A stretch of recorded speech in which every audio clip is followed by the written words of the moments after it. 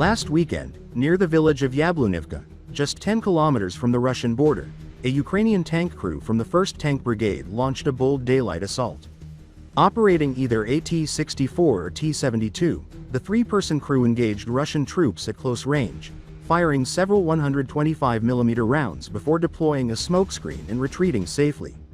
Mission accomplished, according to Euromaidan Press. The impact of those tank rounds may have marked the conclusion of a grueling month-long battle for Sumy.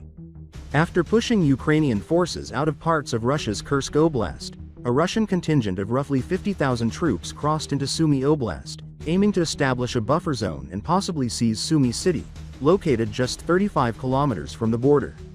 However, a smaller Ukrainian force, composed of elements from at least 10 brigades, managed to halt the Russian advance south of Yablunivka. In some areas, our units are effectively using active defense tactics and reclaiming Ukrainian territory in Sumy Oblast, said General Oleksandr Syrskyi, Commander-in-Chief of the Ukrainian Armed Forces. He confirmed that the 1st Tank Brigade had played a key role, and emphasized that Ukrainian efforts had tied down around 50,000 Russian troops, including elite airborne and marine units. Facing mounting equipment losses, Russia has increasingly relied on light, unconventional mobility options. Having lost more than 20,000 armored vehicles and heavy systems since the full-scale invasion began, and with limited capacity to replace them, especially T-90M tanks, the Kremlin's forces now often ride into battle on motorcycles, quad bikes, or even on foot, Euromaidan Press reports.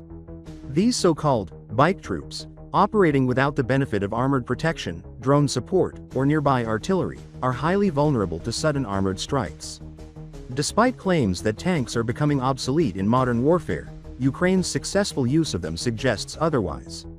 As the pro-Ukrainian conflict intelligence team noted, there are still examples of tanks being used effectively. The Ukrainian tank action outside Yablunivka is one such example, and may have decisively ended this phase of the Russian offensive in Sumy.